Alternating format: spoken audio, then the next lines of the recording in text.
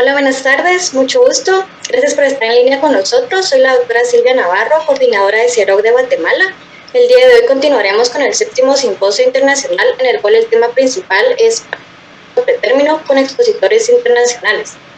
El primer expositor es el doctor Sergio Palmeros Morales, de México. Para compartirles un poco de su currículum, el doctor realizó su licenciatura de Medicina en la Universidad Cristóbal Colón de México. Posteriormente hizo la especialidad de Ginecología y Obstetricia en la Unidad Médica de Alta Especialidad del Instituto Mexicano de Seguridad Social en Monterrey.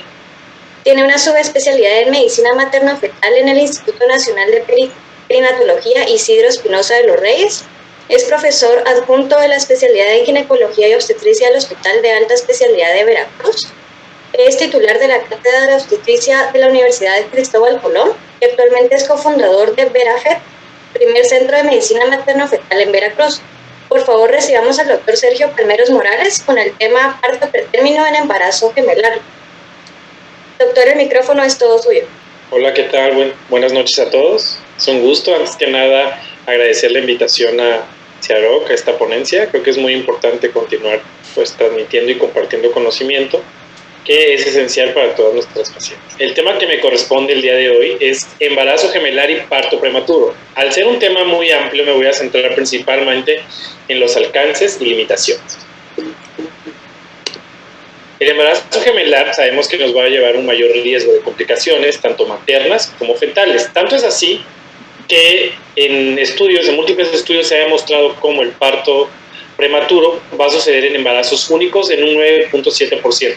Sin embargo, en los embarazos gemelares este va a aumentar hasta 56.6%, lo cual nos confiere un odds ratio de 12.8. Eso es algo que debemos de tomar muy en cuenta, además del momento en el que se presenta el parto prematuro. Por ejemplo, en los embarazos gemelares hasta el 32%, hasta el 10%, este se va a presentar antes de la semana 32. El 11% se va a presentar antes de la semana 34 y el 41% de todos los embarazos gemelares se presentan antes de la semana 37. Debemos de tener muy en claro algo, y es la situación fisiopatológica que nos va a llevar a un parto prematuro, como lo es la infección intrauterina, como lo es la inflamación, la insuficiencia cervical, la sobredistensión uterina, también estos problemas o exceso de producción hormonal, así como la isquemia uterina y la reacción anormal al injerto. Es muy importante, o el tema primordial en el embarazo gemelar va a ser tratar de mejorar los resultados perinatales. Y esto va a ser mediante una adecuada prevención. Sin embargo, esta prevención no va a ser adecuada si no podemos predecir de una manera más objetiva. Y hablar de predicción dentro de la obstetricia continúa siendo un proceso desafiante, sobre todo en la atención prenatal. Sin embargo, esto es sumamente importante para poder, primero que nada, identificar a aquellos pacientes que se van a encontrar en riesgo, poder disminuir los ingresos o las intervenciones innecesarias, tomar las acciones preventivas adecuadas y sobre todo en aquellas pacientes que realmente no presentan un riesgo aumentado, poder disminuir el estrés y la ansiedad que este riesgo puede llegar a ocasionar. Empezamos hablando de la corionicidad. Definitivamente este estudio me parece muy interesante, donde ellos demuestran que la corionicidad, independientemente de alguna complicación o no, va a afectar la incidencia del parto prematuro. Y esto, como podemos observar, es que en los embarazos monocoriónicos se va a encontrar aumentado el parto prematuro, ya sea por indicación materna, indicación fetal o por una indicación combinada. Esto es algo muy interesante que nos va a abrir el panorama para próximas investigaciones. Hablando ya un poquito sobre esta prevención, debemos recordar que el examen digital ha sido durante mucho tiempo usado para estar valorando a nuestras pacientes en cada consulta por el simple hecho de ser un embarazo gemelar. Esto es una mala praxis. Realmente no va a modificar la predicción del parto pretérmino y no se sugiere que este se realice de rutina, incluso en el tercer trimestre. Tampoco estar monitorizando la actividad uterina ha mostrado un beneficio adecuado si lo vamos a realizar de rutina. Sin embargo, debemos de tomar en cuenta el escenario clínico. ¿En qué pacientes sí va a ser beneficioso el uso del registro cardiotocográfico para tratar de detectar actividad uterina? Principalmente en aquellas pacientes que ya presentan alguna dilatación o modificaciones cervicales. La medición de la longitud cervical ha sido el biomarcador más usado por muchos años. Esto debido a que es de fácil acceso y es de una fácil realización cuando se lleva adecuadamente. Esto ha hecho que se considere el biomarcador más efectivo. Sin embargo, ¿qué pasa en el embarazo gemelar? ¿O qué sabemos de esto en el embarazo gemelar? En múltiples estudios han tratado de poder detectar cuál es este punto de corte adecuado para llevar un seguimiento de las pacientes y poderles ya adjudicar el riesgo de parto prematuro durante el embarazo gemelar. Se ha demostrado que menos de 20 milímetros en pacientes asintomáticas entre las 20 y las 24 semanas ha sido considerado como el mejor predictor para un parto prematuro antes de la semana 32, 34 o 37. De hecho, una longitud cervical menor de 2.5 nos confiere un LR de 9.8 para un parto prematuro antes de la semana 28. Este artículo que se publica en el 2016 me parece un artículo sumamente interesante, donde ellos querían no solo saber un punto de corte como tal, sino querían conocer, el objetivo fue conocer las diferentes mediciones de la longitud cervical basados en las semanas de gestación en el embarazo gemelar para un parto prematuro espontáneo. Y se realizó un metaanálisis y encontramos los siguientes datos que me parecen muy pertinentes comentar. Primero, que una longitud cervical menor de 30 milímetros antes de las 18 semanas es el mejor predictor para un parto prematuro que suceda antes de las 28 semanas, o sea, un parto prematuro extremo. Esto es muy interesante saber, ya que usualmente nos esperamos entre la semana 18 a la 22 para realizar este estudio, y ahora con este dato pues vamos a ver más adelante cómo puede mejorarnos. De hecho, pero aquí viene un problema, o más que problema, una situación que hay que mencionar. Para poder detectar una adecuada predicción de un parto prematuro que suceda de las 28 a las 32 semanas, este debe realizarse antes de la semana, o sea, entre las 24 y las semanas 28. Por lo cual, si queremos evitar un parto prematuro que suceda después de las 32 semanas, el screening debe continuar realizándose. Incluso el que va a tener una mayor precisión para poder predecir un parto prematuro después de la semana 32 va a ser aquella medición de la longitud cervical que se lleva a cabo en la semana 26. Este estudio nos demuestra que los puntos de corte según la edad gestacional van a ser preferibles a un umbral único y sobre todo a una semana única.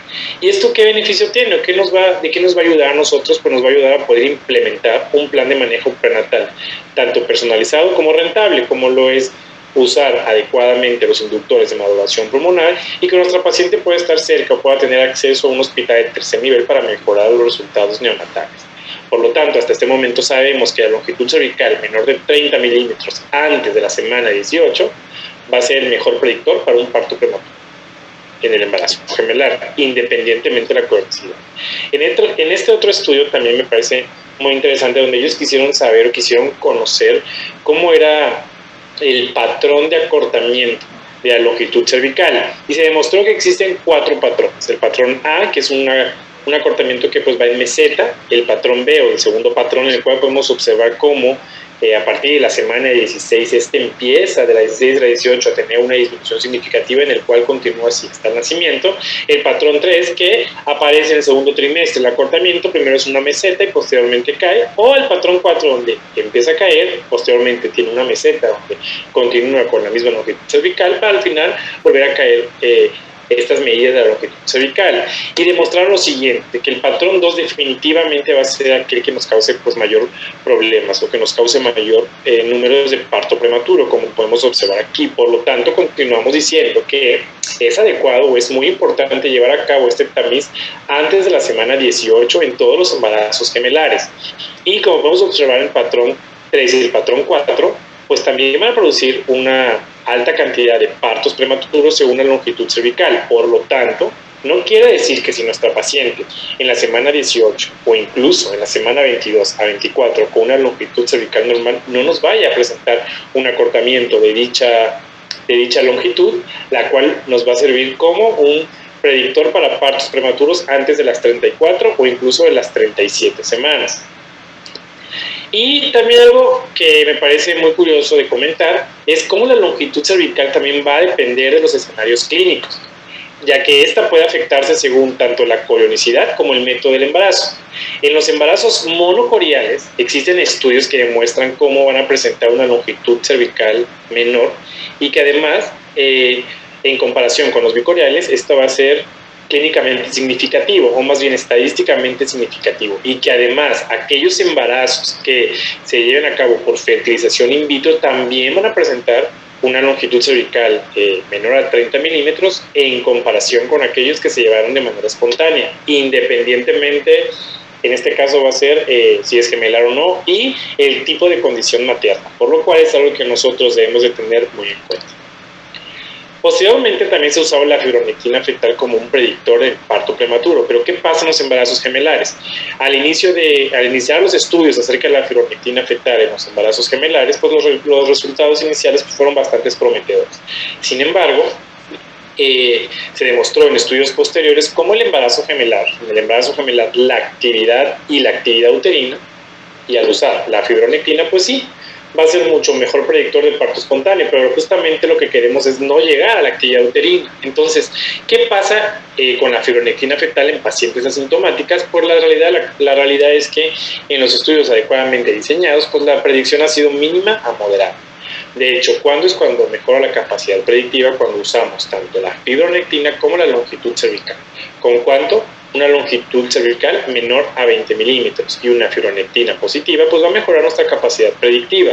Sin embargo, aquí nada más, en la mayoría de los estudios era poner un punto de corte para la fibronectina para decir positiva o negativa, por lo cual este estudio, que se publica en la OCS, querían saber ellos si la cantidad de la fibronectina podía mejorar esta predicción. Entonces ellos decidieron tomar 3 puntos de cortes arbitrarios, más de 10, más de 50 o más de 200. Y evidentemente en este estudio demostró que cuando la fibronectina fetal está por arriba de 50, esta va a ayudar a una adecuada predicción de un parto prematuro. Pero cuando, ellos subdividieron posteriormente tomar esta muestra de manera temprana, que era de las 18 a las 22 semanas, o de manera tardía, que era de las 24 a las 27.6 semanas. Y se llegó a la conclusión que a mayor cantidad de fibronectina y entre las 22 y las 27.6 semanas, pues evidentemente iba a mejorar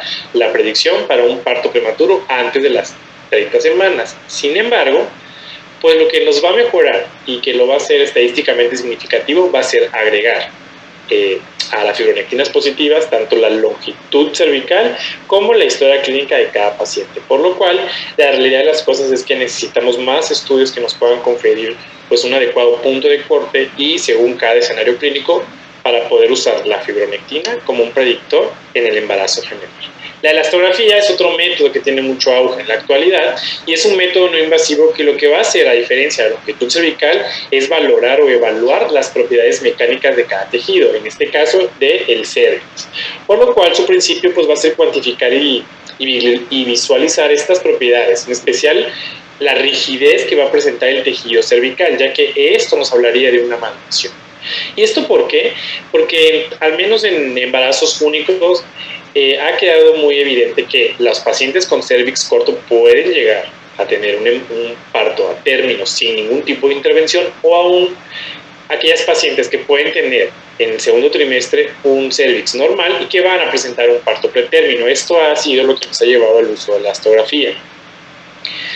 Y hay muy pocos estudios que se han llevado en parto prematuro, por lo tanto hay aún menos estudios para embarazo. Sin embargo, encontramos este estudio que se publica este año, donde ellos quisieron usar la elastografía como un método para evaluar este riesgo de parto prematuro en embarazos disigóticos.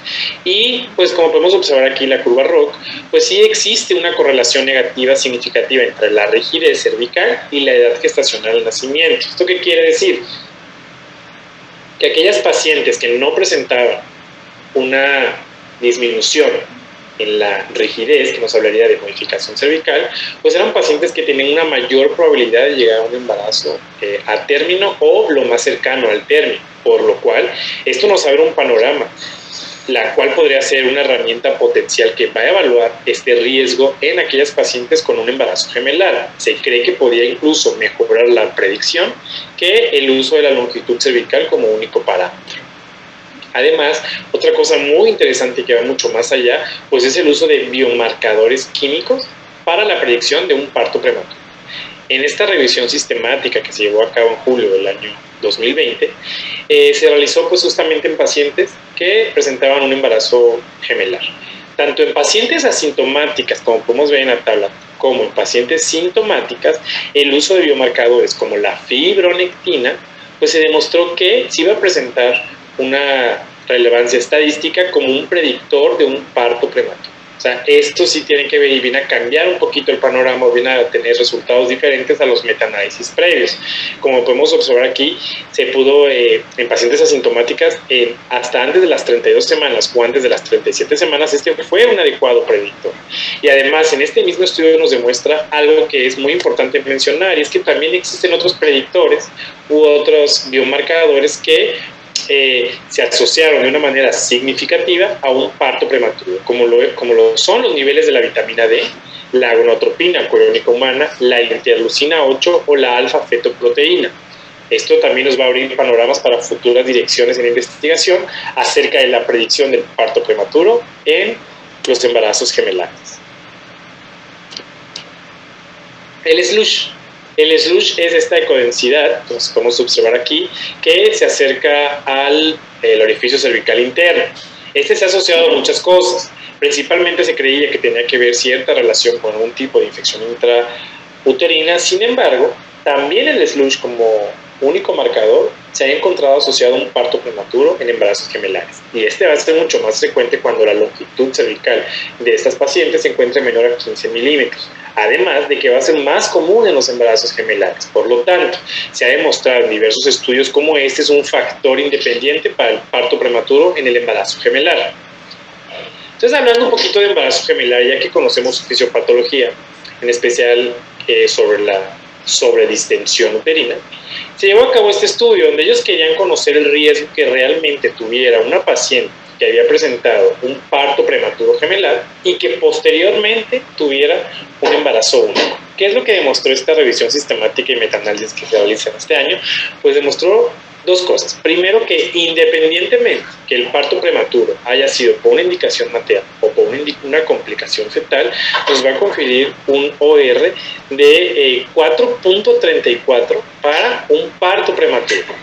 Y cuando ellos dijeron, bueno, entonces vamos a quitar todas aquellas que fueron un parto prematuro por alguna indicación materna o por alguna complicación de un embarazo, por ejemplo, un embarazo monocorial, vamos a ver cuánto realmente es el OR. Y observamos que la paciente que presentó un parto prematuro y que posteriormente tuvo un embarazo único presenta un OR de 5.73 para un parto prematuro, aún así sea un embarazo único, por lo cual también esto nos abre otro panorama y otras líneas de investigación para tratar de entender pues qué es lo que está pasando y tomar mejores medidas tanto de predicción como de prevención.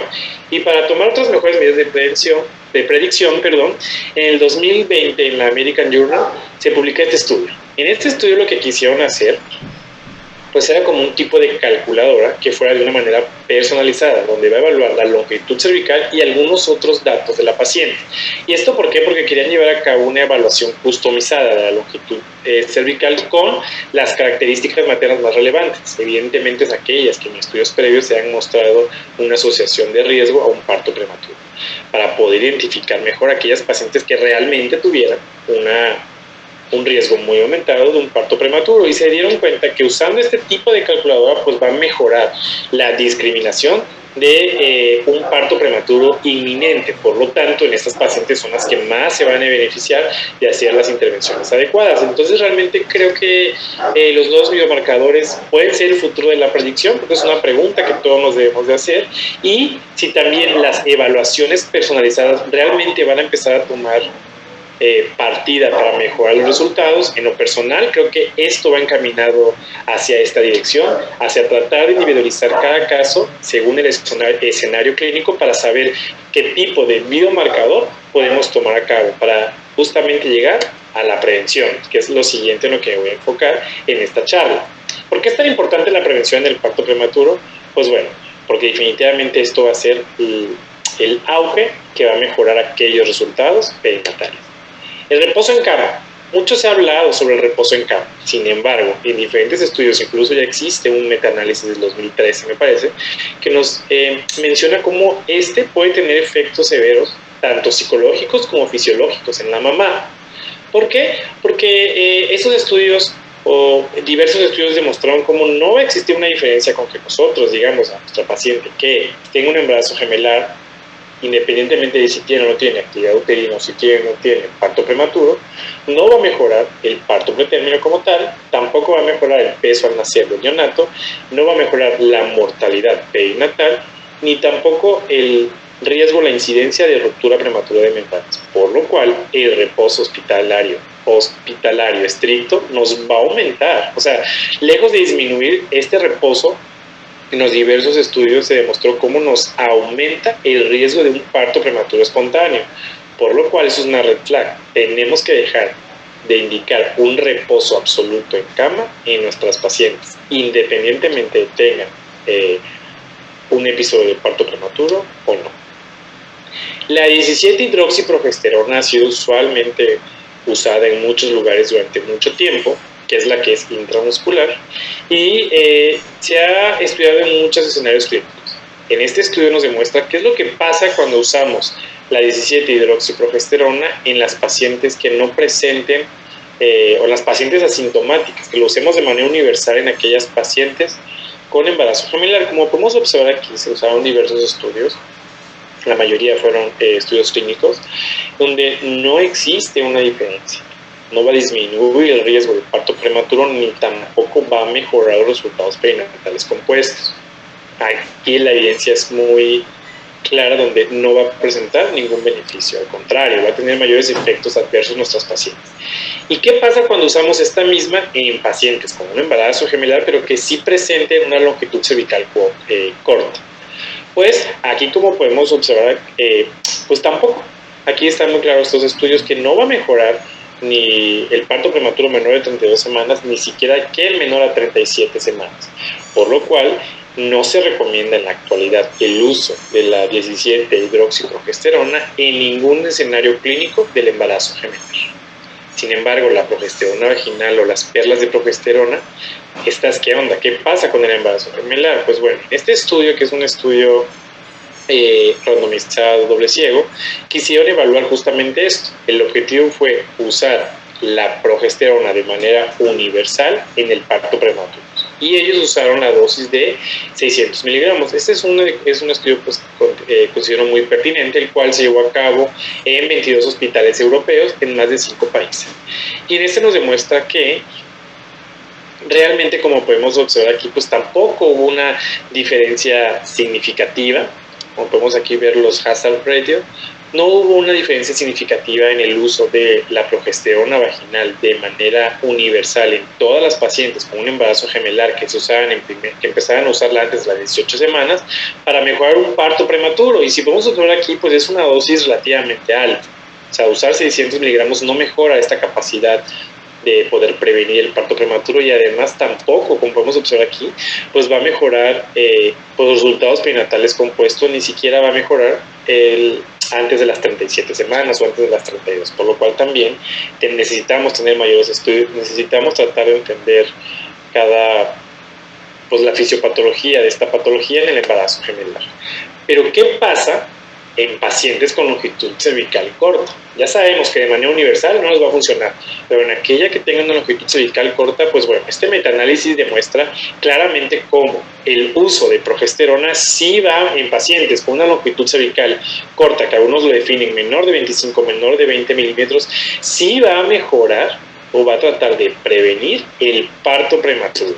Esto es muy importante. Aquí es donde ya cambia el contexto clínico de nuestra paciente y cambian los resultados. De hecho, en este metaanálisis que nos reporta que no solo va a mejorar el parto prematuro, sino que, por lo tanto, va a mejorar también los resultados perinatales compuestos, como lo es el estrés respiratorio, como también lo es la sepsis neonatal, como es la muerte perinatal, e incluso llegó a demostrar cómo va a mejorar el peso fetal, sobre todo aquel que sea extremo, menor a 1.500 gramos. En este caso, entonces, definitivamente es un área de oportunidad que nosotros tenemos para poder evitar o retrasar la aparición de un parto prematuro en nuestras pacientes con un embarazo gemelar y una longitud cervical menor a 25 milímetros. Otro método que se ha usado y que se ha estado evaluando en múltiples estudios es el pesario. Y el pesario es esta estructura que es en forma de anillo y que se va a colocar en el cérvix. Se han propuesto o se han hipotetizado diversas teorías por las cuales podría prevenir un parto prematuro. Primero que nada es porque va a sellar herméticamente el canal cervical. Por lo tanto, va a prevenir infecciones ascendentes a través del tapón mucoso. Al disminuir estas infecciones, se cree que tendría un efecto antiinflamatorio. Además, el que más se ha hipotetizado es que va a servir de sostén para el cérvix, cambiando pues, el ángulo del canal cervical. Esto nos va a aumentar pues, una mayor presión con una disminución de riesgo. Esto es lo que se hipotetizaba. ¿Qué han demostrado los estudios? Pues bueno, que en la población general no va a disminuir el parto prematuro. Con población general nos referimos a todas las embarazadas que presenten un embarazo gemelar. Y que además pues, no va a mejorar los resultados compuestos. ¿Y qué pasa entonces con aquellas pacientes que presenten un cérvix corto? Pues bueno, hasta el día de hoy los resultados no han sido concluyentes. Como podemos observar pues en esta tabla, pues no ha sido muy concluyentes. Existe el estudio español que se realiza en el 2016 donde sí se vio una disminución de incidencia para aquellas pacientes menores de 34 semanas de gestación. Sin embargo, pues esto no se ha podido replicar en los demás estudios, por lo cual debemos de tener muchos cuidados. Sin embargo, hay que mencionar algo, tal vez en España, que fue un estudio, en diversos estudios, pues sí tienen un poquito más de experiencia con el uso del pesario a diferencia de los otros estudios. Creo que esto es un punto fuerte que el estudio de Goya en 2016 pues tiene en comparación con los demás. Y hablando ya de todos los estudios, pues ¿qué nos demuestra el uso del pesario en la población gemelar? Pues bueno, que sí puede existir una posible disminución de riesgo de parto prematuro cuando la longitud cervical es de 25 a 38 milímetros. En este caso, pues sí podría conferirnos un beneficio.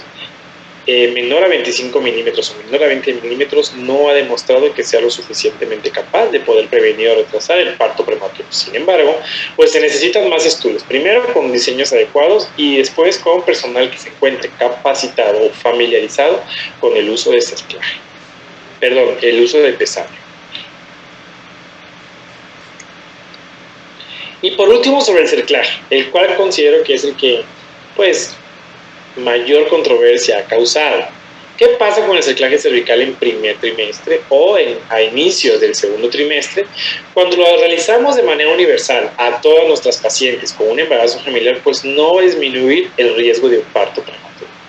De hecho, en estudios recientes se ha encontrado que va a aumentar el parto prematuro antes de las 32 semanas, por lo cual, pues ojo, esto es una alerta roja para tratar de evitar de usar este procedimiento quirúrgico en todas nuestras pacientes con un embarazo gemelar. ¿Y qué pasa cuando el cerclaje cervical lo llevamos en aquellas pacientes con el antecedente de un parto prematuro? Pues bueno, también los estudios han sido un poco contradictorios. El último estudio que se realiza, el cual pues fue una adecuada cantidad de pacientes, como que el más nuevo y que además pues fue un casos y controles, pero fue con un diseño pues propiamente se puede decir adecuado, pues sí demostró que en esas pacientes que tengan el antecedente de un parto prematuro y que en este momento tengan un embarazo gemelar, pues sí va a mejorar, como podemos observar, en especial en semanas tempranas, que sería antes de las 32 semanas. Sin embargo, hasta incluso antes de las 34 semanas, el uso de este cerclaje en pacientes que tuvieron antecedente de un parto prematuro, pues va a mejorar. Obviamente incluyeron a todas las que tuvieron un parto prematuro, independientemente si tuvieron insuficiencia cervical o si era un parto prematuro secundario a infección o alguna otra causa fisiopatológica. Por lo cual igual, pues continuamos un poquito en discusión acerca de este tema. Y cuando la paciente tiene un cerclaje y además tiene una longitud cervical disminuida, aquí sí es donde más se van a beneficiar las pacientes. ¿Pero cuándo? Cuando presente una longitud cervical menor de 15 milímetros. Se ha demostrado en diversos estudios cómo sobre todo va a presentar una disminución de un parto prematuro antes de las 37 semanas, antes de las 34 semanas y antes de las 32. ¿Qué pasa en aquel parto prematuro antes de las 28 semanas? Pues aquí no ha demostrado un beneficio el uso del cerclaje, si la longitud cervical se encuentra a menos de 20 milímetros. ¿Y qué pasa con aquellas pacientes que tengan de 15 a 25? Pues bueno, los resultados van a ser contradictorios, y esto ha sido muy sonado debido a que hace 2 años aproximadamente se reporta un estudio en el cual pues mencionaba que sí, que evidentemente había una gran disminución en pacientes que tuvieran de 15 a 25 milímetros, se disminuyó el riesgo de parto prematuro. Fue un metaanálisis. Sin embargo, cuando en ese metaanálisis se hace un estudio únicamente de los estudios clínicos aleatorizados, de aquellos estudios que sí presentaban un adecuado diseño, pues realmente no presentó una disminución de riesgo. ¡Oh, sorpresa! Se demostró que incluso era capaz el uso de cerclaje en este tipo de pacientes de aumentar el riesgo de un parto prematuro, por lo cual volvemos a lo mismo, debemos de tomar en cuenta la fisiopatología y el escenario clínico de todas nuestras pacientes. ¿Por qué es tan importante esto? Porque, bueno, el impacto del parto prematuro en la actualidad continúa siendo la primera causa de mortalidad neonatal. Esto también, el simple hecho de tener un parto prematuro nos va a llevar a una mayor morbilidad a largo plazo. Y también ha quedado bien evidenciado cómo el simple hecho, independientemente de las semanas de gestación, el simple hecho de tener un embarazo múltiple nos aumenta este tipo de morbilidades. Por lo cual, para la OMS es una de las prioridades de investigación para el 2025. Algo muy desafortunado es que hasta el 50% de los niños que presenten daño neurológico va a ser debido a un nacimiento pretérmino, ¿no?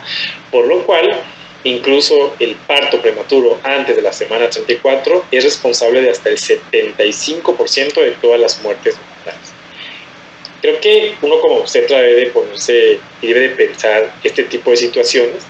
Tanto es así ya que en 2019 se publica un estudio de cómo el rol del obstetra va a mejorar o va a tener un impacto significativo en la retinopatía del prematuro.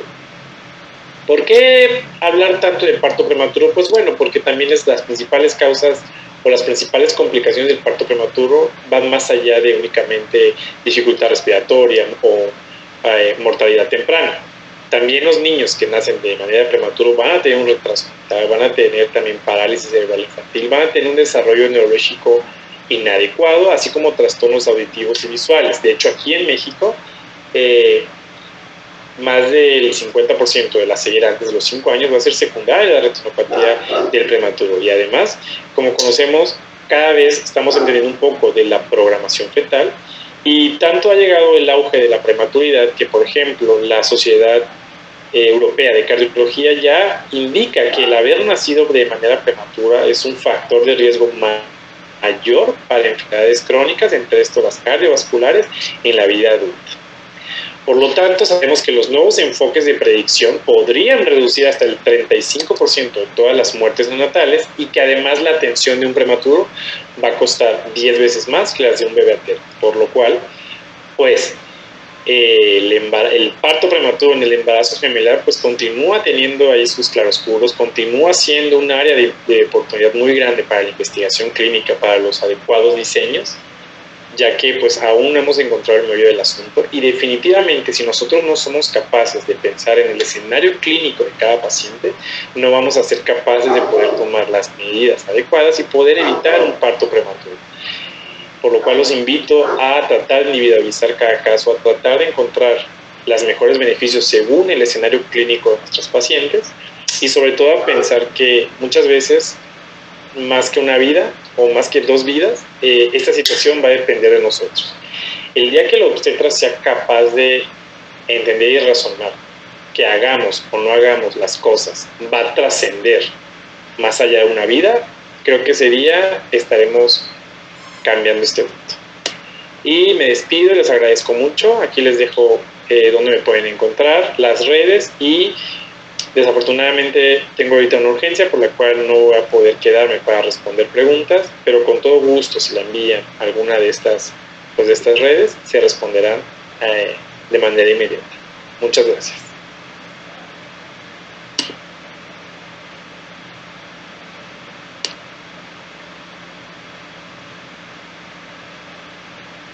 Muchas gracias, doctor, por su presentación. Excelente, muchas gracias.